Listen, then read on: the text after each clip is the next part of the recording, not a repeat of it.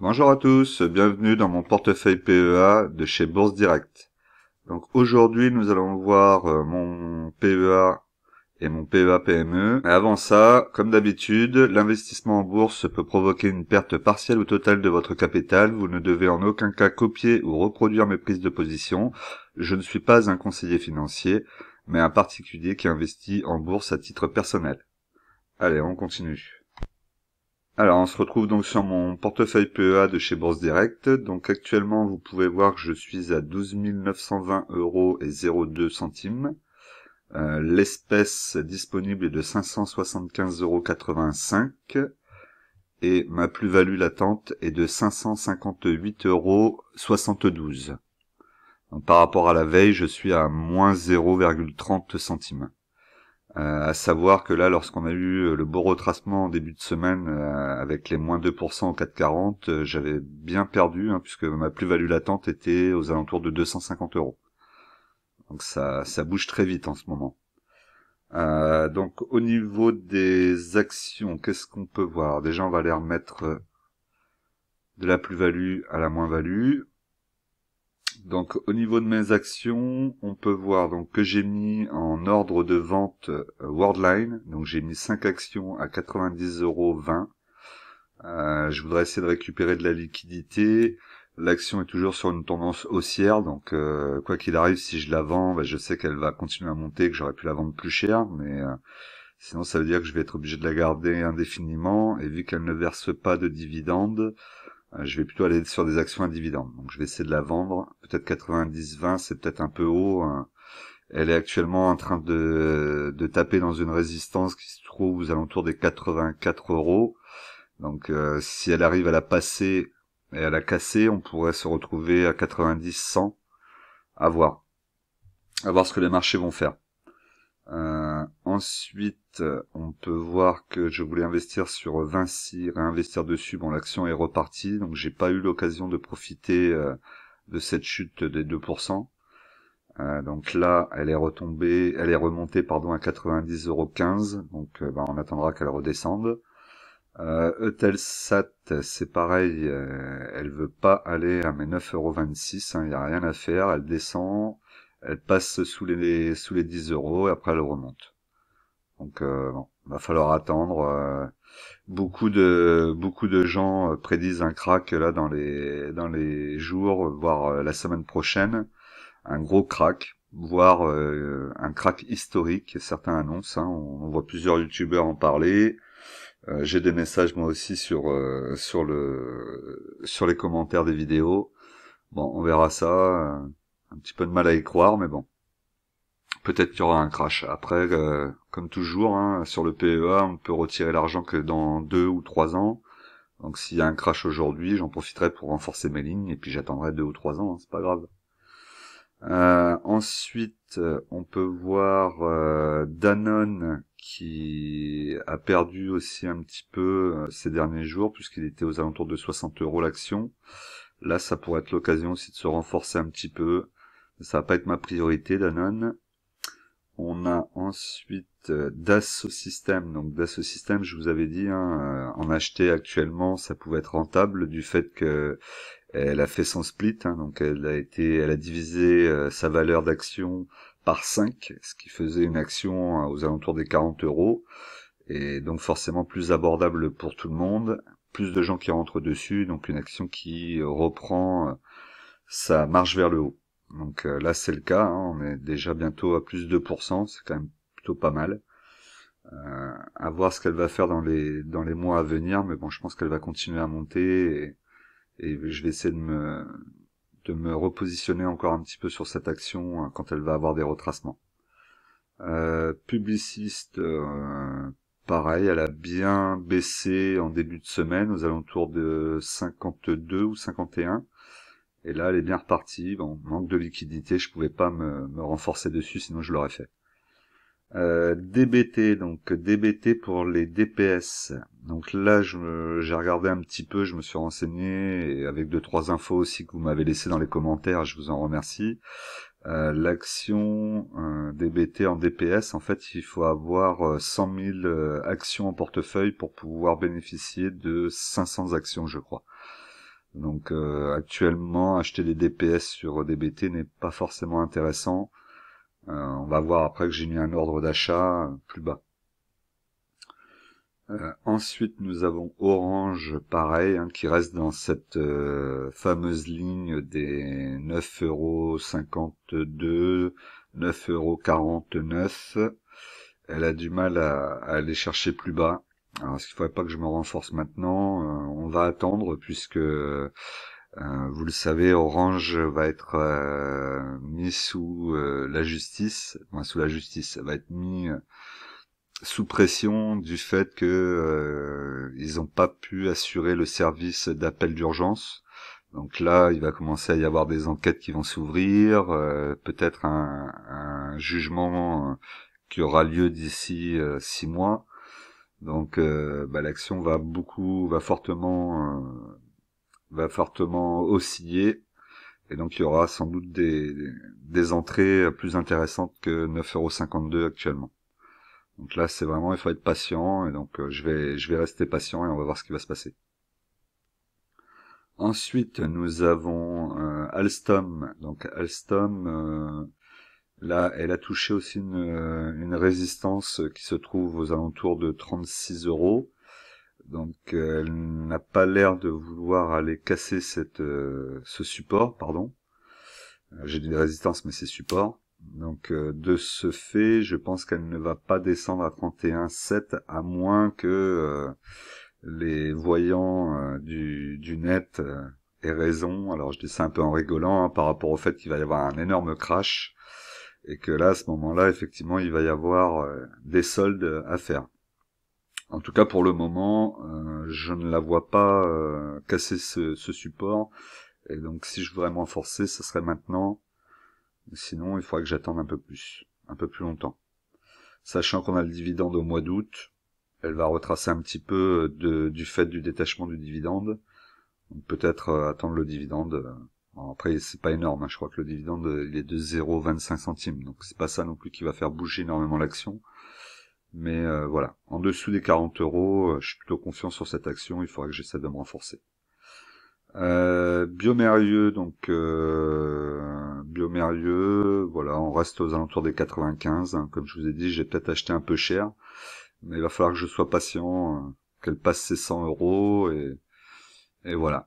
Ou alors me renforcer à un moment ou un autre, mais à 500 € les 5 actions pour pouvoir faire baisser mon PRU, ça va quand même être assez compliqué, ça va pas être l'action que je vais aller chercher tout de suite. Ensuite, on a Score. Donc Score, c'est pareil. On est à moins 9,49% sur mon PRU. Donc là, c'est vrai que ça pourrait être intéressant de re-rentrer dessus. Mais toujours ce problème de manque de liquidité qui va me faire un petit peu défaut là pour le moment. Évidemment, s'il y a un crash, j'ai un peu d'argent de côté. Et là, je saurais aller y mettre un petit peu plus pour pouvoir profiter de ce gros crash. S'il y a, hein, évidemment. En revanche, s'il n'y a pas de crash, gros crash, je reste dans cette situation où je mets mes 200 € tous les mois et on continue notre investissement comme ça. Je vous rappelle aussi, hein, en tout cas c'est mon avis, je pense pas que pendant les crashs il faille tout revendre. Au contraire, gardez vos positions. Si vous êtes sûr de vos entreprises, il n'y a aucune raison qu'elles disparaissent. Il faut profiter des crashs pour pouvoir faire baisser votre PRU, rentrer en plus gros sur des valeurs que vous êtes sûr, et pas hésiter. Et même si au début ça fait bizarre de voir son compte sans doute avec moins 50 ou moins 70%, il faut pas hésiter. C'est à ce moment-là où vous allez faire les plus gros gains. Voilà, donc à voir si on va avoir ce fameux petit crash, hein. J'en parle beaucoup là dans cette vidéo, n'hésitez pas à me dire, hein, dans les commentaires, hein, mais c'est parce que je vois tellement de vidéos en ce moment, tellement de youtubeurs en faire, même dans les commentaires, j'ai notamment un abonné qui arrête pas de me le mettre tous les jours. Donc voilà, donc je me demande si vraiment ils arrivent à lire dans la boule de cristal et s'ils arrivent à voir ce crash arriver ou pas, sachant que personne n'est capable de prédire un crash. Ça me laisse un peu dubitatif. Mais gentiment, hein. Après, ils ont peut-être tout à fait raison, hein. Moi, je suis pas professionnel, donc j'écoute et je regarde ce qui se dit. En tout cas, ce qui est sûr, c'est que j'entends certains youtubeurs dire qu'il faut sortir de toutes ces positions, tout vendre. Moi, je vous conseille de faire tout l'inverse, hein. Gardez vos positions. Si vous êtes sûr de vos actions, il n'y a aucune raison. Elles vont remonter. Alors, ça prendra peut-être un an ou deux. Mais dans tous les cas, on a investi sur un PEA. Et n'oubliez pas que votre PEA, de toute façon, vous pouvez rien débloquer avant quelques années. Donc, il vaut mieux profiter d'un gros retracement, bien se positionner sur l'action et puis attendre qu'elle remonte. Les actions que vous voyez dans mon portefeuille actuellement, pour la plupart, même s'il y a un crash, demain elles seront encore là. Air Liquide, Danone, Schneider, toutes ces entreprises, elles seront toujours là l'année prochaine, ça je vous le garantis. Par contre, oui, effectivement, quand on a des gros crashs, c'est le moment d'avoir un petit peu de liquidité. Ça, c'est peut-être le plus problématique pour certains, et de pouvoir bien se positionner. Par exemple, une action comme Air Liquide, évidemment, s'il y avait un gros crash, j'hésiterais pas à y rentrer beaucoup plus fort, peut-être sur 8 actions ou 10 actions. Mais il faut vraiment le très gros crash. Alors, rechercher par exemple les 3500 points. Là, si on va chercher les 3500 points, il faut pas hésiter, il faut se lâcher, hein, si vous avez un peu de liquidité de côté. Alors on continue, donc score c'est bon. Ubisoft, bon je vous ai dit, hein, on sera sur une reprise pour moi à partir du mois de décembre. Je les vois pas revenir aux alentours des 70-80 € avant le mois de décembre, sachant qu'ils enchaînent les mauvais calendriers, ils repoussent leur jeu AAA sans cesse. La communication fonctionne pas très bien chez Ubisoft, on va dire. Et c'est pour ça que pour le moment, le marché est pas fan et qu'elle a du mal à remonter. Mais il y a vraiment plusieurs jeux qui sont en attente. Donc il y a vraiment aucune raison que l'action ne revienne pas aux alentours des 80, voire plus. Notamment avec le Star Wars qui doit sortir et d'autres licences très intéressantes. Ensuite, GTT, donc GTT c'est pareil, et elle a du mal à revenir aux alentours des 70-80 €. Il va falloir attendre, être patient. On est parti, je pense, pour une action qui va osciller entre 65 et 75 € peut-être sur les deux ou trois prochaines années. Après, elle a un beau dividende. Pour le moment, je ne me repositionne pas dessus, malgré le fait que je pourrais faire baisser mon PRU, tout simplement parce que ma ligne commence à être assez importante, hein. Ça représente quand même 8,61% de mon portefeuille, donc je veux pas être trop exposé à une action, surtout à une action où actuellement je suis en moins-value. Ensuite, Neoen. Donc Neoen, je vous ai dit ça, je veux essayer de me repositionner, j'aimerais bien avoir au moins une vingtaine d'actions. Donc là, on va la laisser descendre. On va voir jusqu'où elle va aller. On est peut-être pas très très loin, et là, elle devrait commencer à rester dans ce range, consolider et repartir vers l'avant. Gossin, c'est pareil, elle avait bien retracé, hein. On voit quand même que vendredi, elle a pris plus 5,41%. Les résultats de l'entreprise sont plutôt très bons. Je crois qu'il y a presque 20 millions de différence entre ce qu'ils avaient annoncé et ce qu'ils ont réalisé, donc c'est plutôt pas mal. Malgré tout, ça a du mal à revenir régulièrement et constamment à la hausse. C'est une entreprise il faut qu'elle donne des informations, des nouvelles pour qu'elle monte, sinon l'action reste plutôt en stagnation, voire en baisse.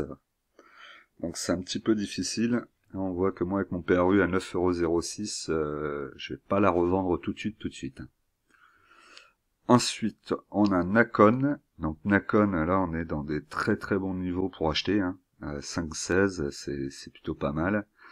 Je suis à moins 17,25. Je serais tenté aussi d'aller en rechercher, mais un manque de liquidité fait que je me résous à garder ma position avec mon PRU et être patient. Ensuite, DBT. Donc DBT, vous pouvez voir que j'ai remis 1000 actions à l'achat. Donc j'avais dit que je n'en rachèterais pas, mais bon, je crois que c'est l'action qui me titille trop. Donc je rachète pour essayer de faire baisser mon PRU tout simplement. Donc j'ai mis un ordre pour 1000 actions à 0,05 centimes. Sachant que je vais essayer de faire baisser mon PRU aux alentours de 0,6. Ce ce serait pas mal pour pouvoir après revendre peut-être à 0,10, 0,012. Ce qui me permettrait de sortir de la position un petit peu plus rapidement que prévu et peut-être faire un petit bénéfice. Malgré tout, je reste toujours persuadé qu'il peut y avoir un rachat sur DBT et profiter de son positionnement sur les bornes électriques. Alors voilà pour ce qui était donc de mon portefeuille PEA.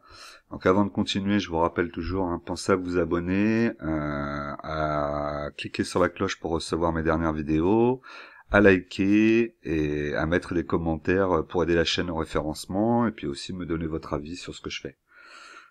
Vous pouvez également me rejoindre sur Instagram, Telegram et Twitter.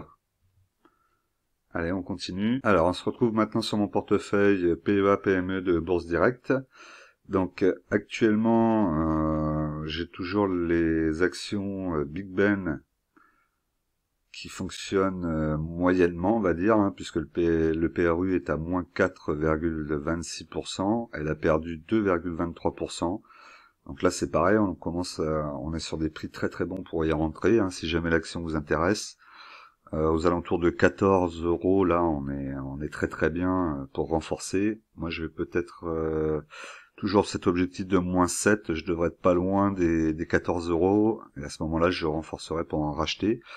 Big Ben Interactive propose des dividendes qui seront versés début août, je crois, si je dis pas de bêtises.